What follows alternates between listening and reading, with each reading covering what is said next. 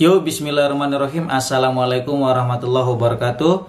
Alhamdulillahirrahmanirrahim. Wassalatu ala nabi. Kembali lagi bersama saya Syahputra Kembaren di channel kita ini. Nah, jadi pada kesempatan kali ini kita sedang berbahagia ya. Seluruh rakyat Indonesia sekarang sedang merayakan kemenangan Indonesia atas Filipina di kualifikasi Piala Dunia round 2. Dengan hasil kemenangan ini, Indonesia berhak lolos ke Piala Asia langsung guys, tanpa kualifikasi.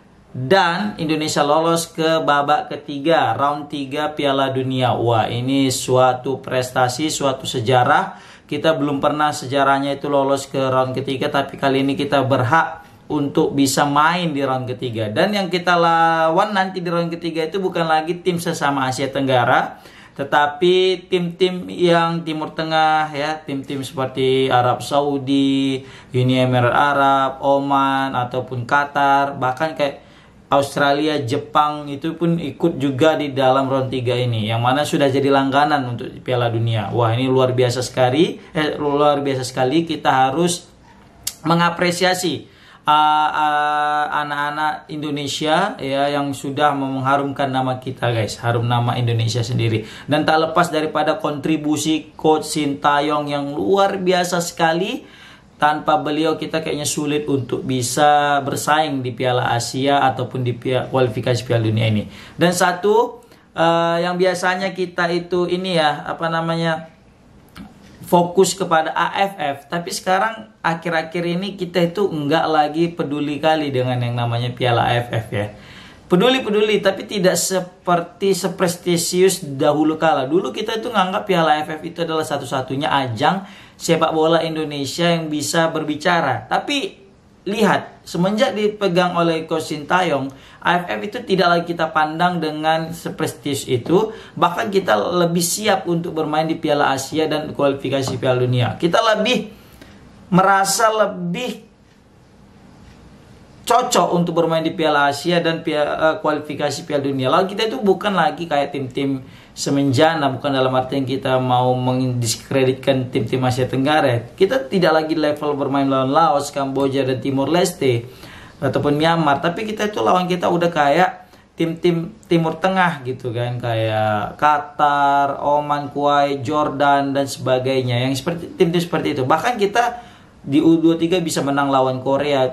Tidak menutup kemungkinan kita juga bisa berbicara banyak untuk kedepannya. Apalagi di timnas senior kita juga sudah diperkuat oleh beberapa pemain yang kemarin melawan Irak tidak bisa main, kayak Tom Hai sama Kelvin Verdong yang pemain teranyar kita ya, yang dari Belanda. Alhamdulillah dengan hadirnya dua pemain ini, Tom Hai dengan hadirnya Kelvin Verdong itu betul-betul memberikan dampak yang sangat positif. Oh ya, satu lagi lupa aku, Bang Izdes ya kan. Bang Izdes nih betul-betul menjadi pembeda di lini pertahanan Indonesia bersama dengan Kelvin Verdong. Verdong sebenarnya tidak diplot sebagai menjadi back tengah ataupun back kiri, tapi dia kayak, karena formasi kita itu kan 3-5-2 ya, 3-5-2, yang mana 3 di situ diisi oleh, di tengah ada Bang Jai, baru Rido sama Hapner yang posisi sebelah kiri, Rido sebelah kanan, baru di tengah ada Bang Jai. Nah, si Verdong ini posisi sama kayak Asnawi, posisinya sebagai wing dia. Ya kadang overlap ya, kadang juga membantu pertahanan seperti itu. Nah, yang menjadi pembeda yang aku bilang tadi adalah Verdong, Kelvin dan si Bang Jai. Betul-betul ketika Verdong ini main, ini membuktikan kualitas kita itu, kualitas pemain diaspora itu memang betul-betul satu tingkat di atas pemain kita guys. Mesti kita akui, kita tidak membedakan mana yang namanya pemain naturalisasi ataupun pemain lokal ya. Karena gini, naturalisasi ini kan adalah pemain yang mana memang mereka itu punya darah Indonesia, bukan pemain asing yang negaranya lain terus tidak punya darah Indonesia terus kita naturalisasi. Bukan, ini adalah pemain yang mana mereka punya hubungan darah Indonesia, baik itu orang tua, baik itu orang tua, kakek, nenek mereka. Jadi masih ada rasa keinginan untuk membela tanah leluhur mereka guys. Jadi mereka juga memberikan kontribusi yang terbaik, dan terbukti Verdong itu mainnya totalitas guys. Untuk pemain terbaru ya, teranyar, pemain yang debut baru main itu sudah di luar ekspektasi kita si Verdong ini guys. Kita lihat Nathan ketika main pertama kali di Gelora Bung Karno debut masih kurang klop. Tapi Verdong ini luar biasa. Bang Jai bahkan di debutnya langsung cetak gol. Orat Mangun juga, bahkan Tom Hai langsung ngasih assist waktu lawan Vietnam tuh kan. Tapi Verdong ini meskipun tidak mencetak gol, dia hampir mencetak gol. Ketika itu ada peluang yang mana dari sayap kanan, di situ ada Asnawi ngoper, terus dioper sama Rafael Strike, yang mana itu bola crossingnya datar itu, tapi masih ditepis oleh kipernya guys, kiper Filipina itu Mendoza ya. Dan di sini juga aku sangat menyoroti penampilan Hernando yang masih kayaknya masih kurang percaya diri guys. Hernando terbukti dengan satu blunder yang hampir saja memberikan gol ke Filipina. Tapi untung bolanya itu mengarah keluar sehingga menghasilkan tendangan sudut guys. Ini sepertinya Hernando butuh istirahat sepertinya ya.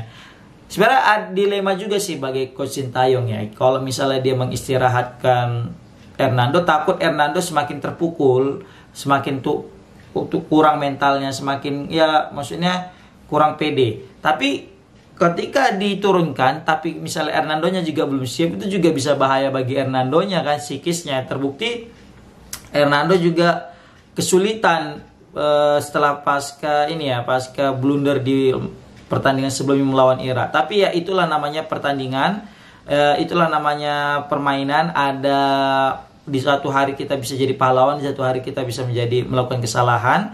Yang penting kita belajar dari kesalahan tersebut guys. Lihat dari ya Bang Jai punya peluang banyak peluang Bang Jai ya. Asal sepak pojok dari Tom Hai, Bang Jai ini hampir selalu membahayakan guys. Tapi yang paling membahayakan itu adalah ketika babak kedua Tom Hai crossing ya bukan crossing, sepak pojok, terus disundul sama Bang Jai, dan Bang Jai menyundulnya dengan baik di pojok gawang, tapi sayang sekali masih membentur tiang gawang guys. Nah luar biasa. Dan alhamdulillah setelah gol pertama daripada Tom Hai yang gitu luar biasa, gol placing itu adalah gol-gol kelas dunia. Itulah gol-gol yang masih sulit pemain-pemain lokal kita itu bisa mencetak gol seperti itu guys. Visi bermainnya, true pass yang diberikan oleh Tom Hai itu luar biasa sih. Dia sebagai pembeda. Mungkin kalau nggak ada Doi ini kesulitan kita. Mungkin yang bisa mengimbangi pola visi daripada permainan daripada Tom Hai itu mungkin Ivan Yener kalau menurut aku ya. Nah, tapi ya itu tadi Tom Hai betul-betul membuktikan bahwasannya dia itu sebagai gelandang andalan Heerenveen guys, gelandang kelas dunia di level Belanda. Oke. Thank you so much ya kepada Tom Hai yang cetak gol pertama, dan gol kedua dari assist daripada Nathan Jo. Wah, ini Nathan yang betul-betul selain daripada banyak fansnya betul-betul memberikan kontribusi yang nyata. Dia tidak hanya cakep main di U23, di senior juga memberikan kontribusi. Assistnya berhasil mencetak gol itu Rido ya, back kita itu luar biasa sundulannya. Rido juga ini mainnya salah satu pemain timnas nasional yang lokal yang betul-betul dia itu konsisten mainnya. Mungkin ini salah satu anak kesayang daripada Coach Sintayong selain pada Asnawi dan Arhan ya.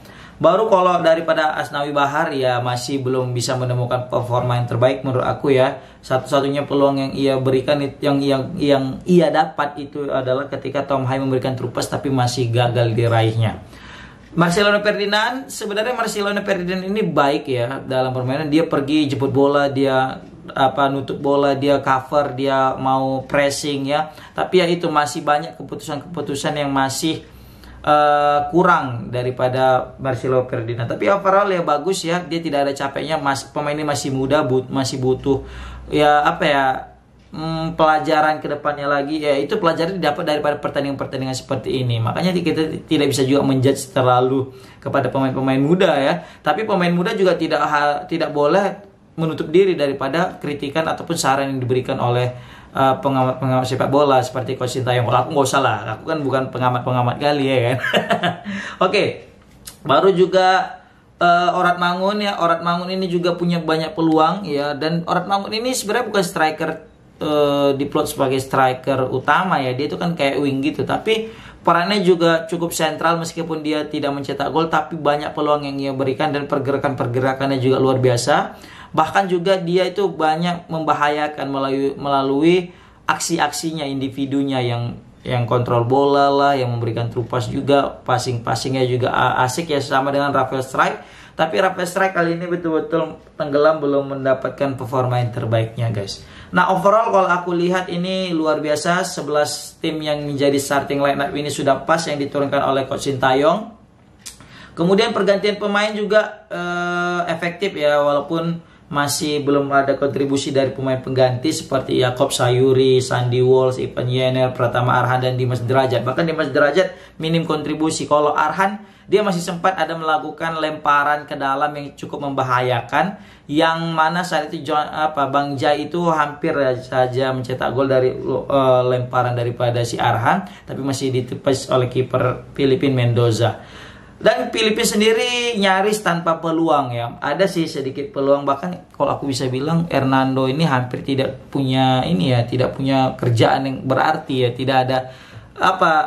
Tidak ada gangguan berarti di Hernando. Makanya Hernando juga agak santai. Nah, tapi yang ini bahayanya, yang terlalu santai takutnya karena nggak ada cobaan dari serangan-serangan dari Filipina, takutnya ada serangan berbahaya sekali langsung gol. Tapi alhamdulillahnya pertahanan Indonesia juga solid untuk memberikan dukungan kepada Hernando, support baik mental maupun secara secara mental aja lah ya.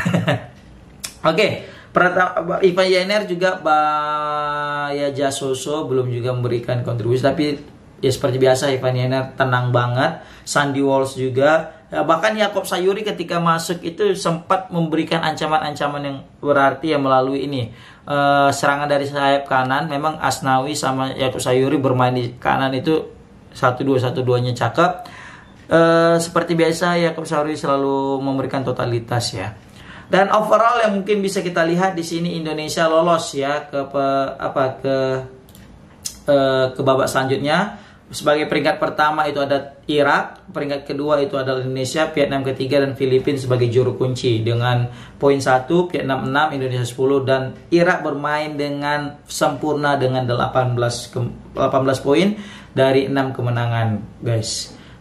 Statistik aja bisa kita lihat, Indonesia menembak itu sekitar 20 kali tembakan, Filipina itu cuma 7 kali, ke arah gawang itu cuma sekali on target. Makanya Hernando juga jarang kerja keras ya kan. Sedangkan Indonesia 7 kali on target dan 2 menjadi gol ya.